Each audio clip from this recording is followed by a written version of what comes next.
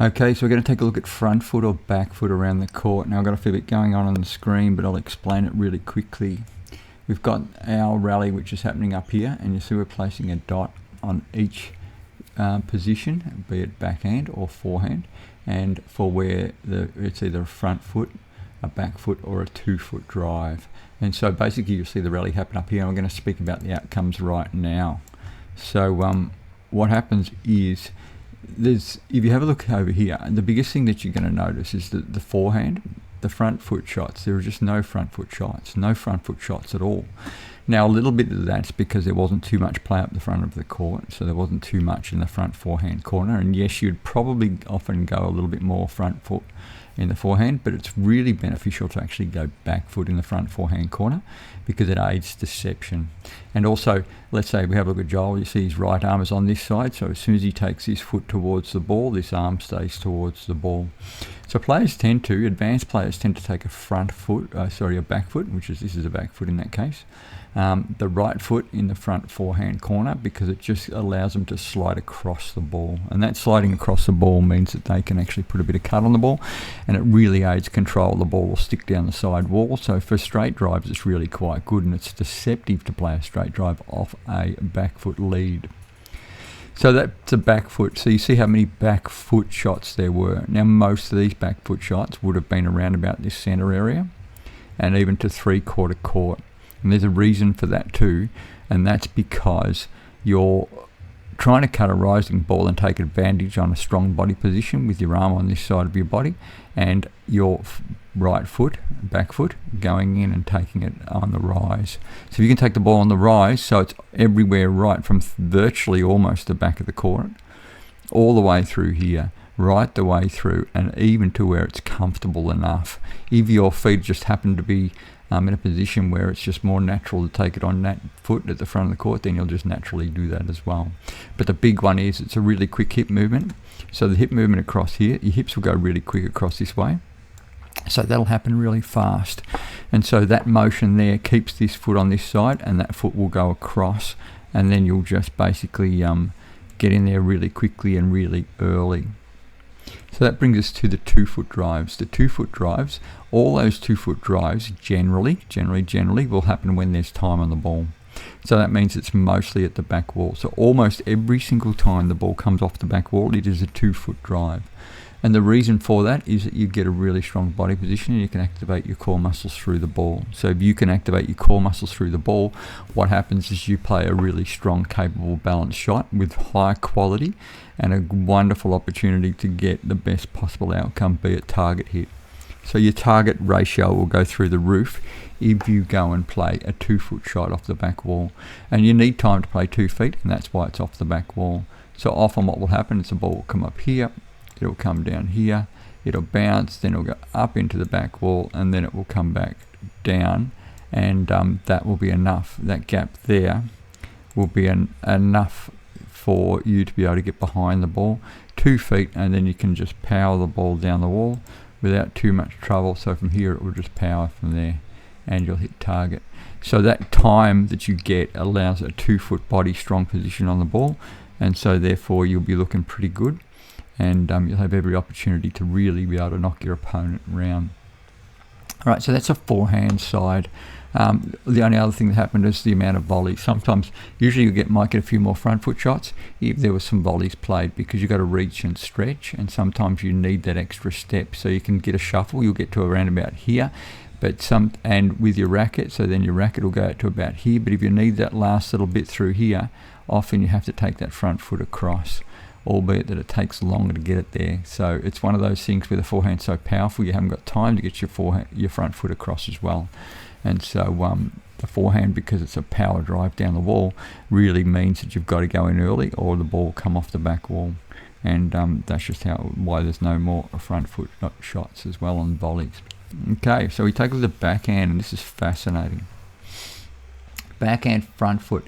Now I would have thought there would have been a few more front foot shots here, generally because your arm is on that side of your body. So Paul Cole's right leg here and his right arm, that means if you go forward it will be actually as close to the ball as you can possibly go.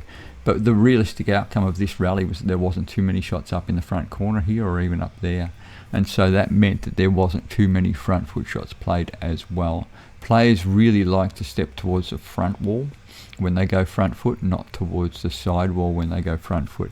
If you step towards the side wall, you then start turning around your body, and you've got to hit with follow through muscles, which causes grief, and you don't get that same control, purchase and power. You've got to start using your body in different ways. So there's only 2 front foot shots, and that includes all volleys. And if there would have been more volleys, then I'd say there would have been more front foot shots, because it's very common to go across with your front foot, because it allows early prep and everything as well. So the front foot across here is really a good thing. We'll forget the back foot for a minute, but then we'll go to the 2 feet drives. The 2 feet drives, they're mostly from the back wall, as we spoke about on the forehand side. So anything back in this area here, you're going to use a 2 foot drive. So generally you're going to come back, have your 2 feet in, and then turn your body through the ball, and you'll get wonderful power, purchase and control, and you'll be hitting with core muscles instead of just throwing your arm through the ball. So that's your 2 foot. So like the forehand over here, 2 foot, if it hits the back wall, go 2 feet. If it hits the back wall, go 2 feet.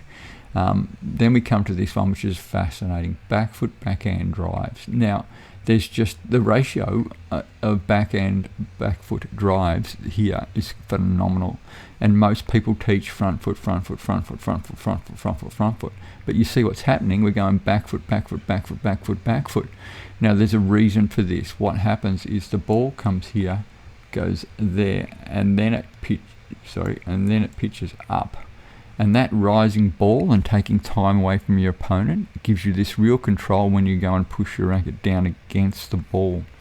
So if you can push your racket down against the rising ball, you get this control and power and the ability to then really hit the ball with active pace, and it comes really well, and it gives you this ability to control the tempo of the shot and the outcome of the shot. And so then you can bind the ball in the back corners more. So it's not about how hard you hit it, it's more about how early you hit it. And the back foot, because of your hips, and I'll just draw it on Joel, because his hips are this way, the back foot will just go across there really quickly, because this is the fastest direction. That way and that way, the 2 fastest directions you can move. So a quick little shuffle and a back foot stab drive is a wonderful outcome. So that'll happen really, really quick, and it's a very, very good way to go. So the outcome of this is that there'll be backhand drives even from the front, and you see 1 or 2 lobs I think were played with a back foot lob. That means you can get under it, and the angle of your body is really good for the lob and everything as well. And the back foot drive up the front, I don't promote it generally, but it's being used more and more because of the deceptive components of it. And with these guys being so fit, so strong, and the capability to read body, they just need something different so it looks different. Now the rackets are so powerful that you can go in back foot without much preparation and still pitch the ball all the way down the back. So that's the other one. So the back foot's really, really opened up, and the French started it. The French method of hitting, the way of hitting, is generally they go either back foot at the front corner, they go back foot at this front corner, they go back foot here, back foot there. And so it's basically bled more and more into the modern game of squash, and it's proven by this. Now, the outcomes of this that you look at and you go, well, this is only one rally, this is only these guys, but all I ask you to do is to go and check any player, it doesn't matter who it is, guy or girl, and just see how often they go back foot versus right foot versus front foot, and where they're hitting from which areas. Make sure you do it with different players and in different situations. In other words, a controlled situation versus an under stress situation. Then you'll gain a good understanding yourself of what you believe you should do, and then you should train it. And this is the other anomaly. Players, they train, all I see is them training and playing off front foot here, front foot drive, front foot warm up, front foot this, front foot that, front foot drive there, everywhere. And then they get in a match and it's back foot, back foot, back foot, back foot. You should train what you're playing. So if this is your ratio, you should be training to play back foot, more back foot in your training. And so then when you're doing your sidewall drives, do it with back foot. So sidewall drive is when you go across here, and the ball comes back, and then you go back that way, and the ball comes back. And so therefore you train with your back foot. So you actually train what you're doing in a match. And if you train what you're doing in a match, you'll just basically get better. There you go. I thought this was fascinating for you. Get in there, check out different players, check out how they approach different matches in different ways, and just see how often they go back foot versus front foot. And then you work out what you believe, train that, and then your game will start to improve greatly, because you're training in an area where you're actually trying to improve, and you've got a clear set in your mind of how to improve. And it should be wonderful for you. There you go. Hope you enjoyed it.